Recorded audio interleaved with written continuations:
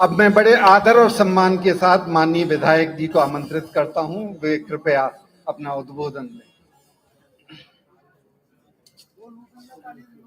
मेरे बड़े भ्राता और गार्जियन श्रीमान गुलाब बत्रा जी,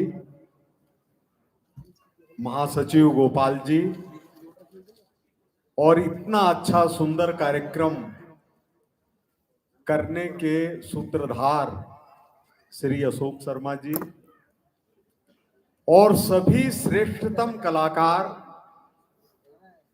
सहित श्री प्रदीप जी चतुर्वेदी, श्री ईश्वर दत्त जी, अपने विनोद जी गैरा जी, प्रदीप जी चतुर्वेदी जी, तरुण जी जैन जी, और हमारे नागर साहब, और आप सभी बहनों और भाइयों, मेरे को बोलने का अवसर नहीं दिया जाने वाला था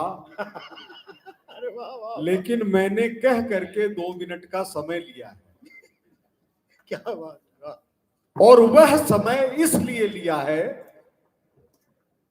कि 2 साल पहले मुझसे कहा गया संगठन की तरफ से कि सांगानेर से विधानसभा चुनाव लड़ने की तैयारी करिए। मैंने वहां तैयारी शुरू की। पैनल में एक ही नाम था मेरा, लेकिन जब चुनाव की घोषणा हुई उसकी टिकट की, तो पता चला कि आदरणीय भजन लाल जी को वहां से उम्मीदवार बनाया गया।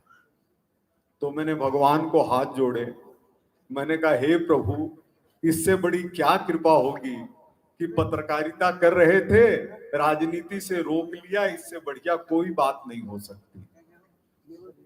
बच्चों ने कहा कि कहीं घूमने चलते हैं, तो मैंने कहा नहीं, नाम की जब तक आखिरी घोषणा नहीं होती है तब तक जाना पलायन कहलाएगा, रहेंगे कोई बात नहीं है। तो आपसे मैं जो बताता हूं प्रभु के नाम का महत्व, कि जिस दिन आखिरी दिन था नाम की घोषणा का, उस दिन सुबह आदरणीय अमित साहब जी का फोन आया। मैंने सिविल लाइन से टिकट नहीं मांगी हुई, मैंने सिविल लाइन्स को इस तरीके से नहीं देखा हुआ कि यहां से चुनाव लड़ना है। मेरे पास वोटर आईडी नहीं उस समय तक, और बैंक का हिसाब नहीं। उनका फोन आया तो उन्होंने कहा कि बड़े सर चाहते हैं कि आप सिविल लाइन से चुनाव लड़ें। हमारे एक प्रदेश अध्यक्ष रहे हुए व्यक्ति वहां से 20,000 वोटों से चुनाव हारे हुए, और जो व्यक्ति कांग्रेस के प्रत्याशी थे वो मानते थे कि मैं मुख्यमंत्री स्तर का व्यक्ति हूं और बाहुबल और धन बल में मेरा कोई मुकाबला नहीं। जब मेरे से उन्होंने कहा पूर्व अध्यक्ष जी ने, तो मैंने कहा कि मैं कम से कम 25,000 वोटों से चुनाव जीतूंगा। अब जो असली बात है वो ये है कि चुनाव जीता कैसे? क्या बीजेपी की टिकट मिलने से? वो तो पिछली बार भी मिली थी जब 20,000 वोट से आ रहे थे। क्या जनता के अंदर लहर थी? लहर थी तो वसुंधरा जी को 160 सीटें मिली थी, वो भी नहीं। सिर्फ एक कारण था, और वो कारण था कि मेरे पिताजी ने मेरा नाम गोपाल रखा।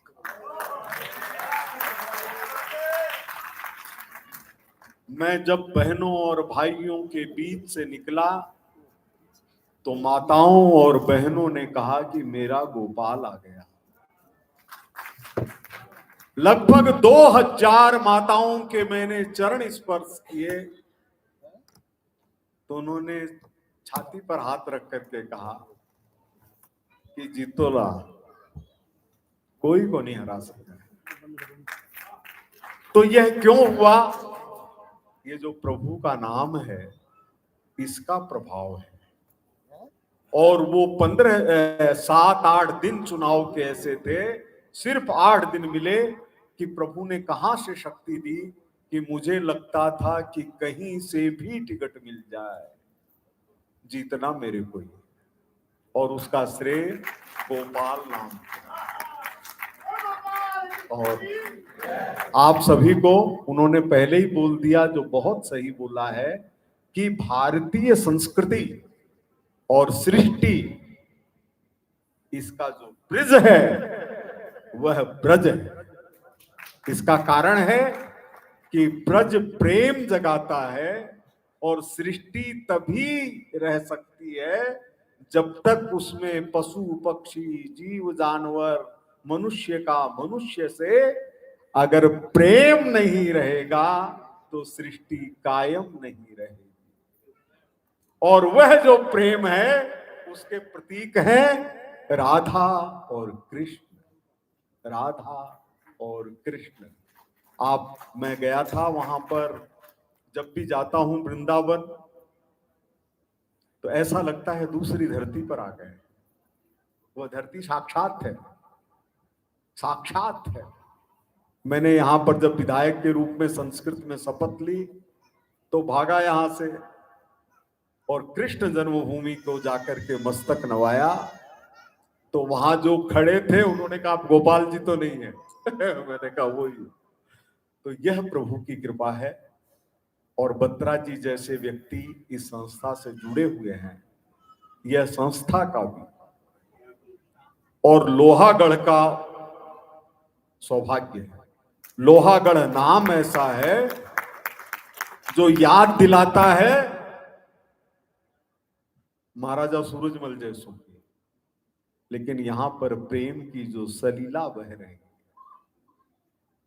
वह ब्रज भूमि की बह रही है, और लोहागढ़ को भी ब्रज नाम से सार्थक कर रहे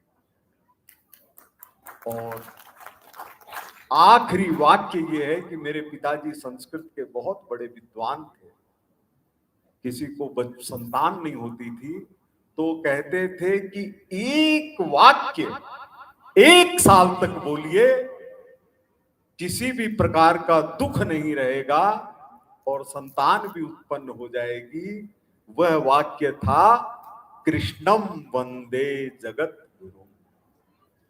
तो मैं आपको सभी को प्रणाम करता हूं, नमस्कार करता हूं, धन्यवाद। राधे राधे राधे राधे।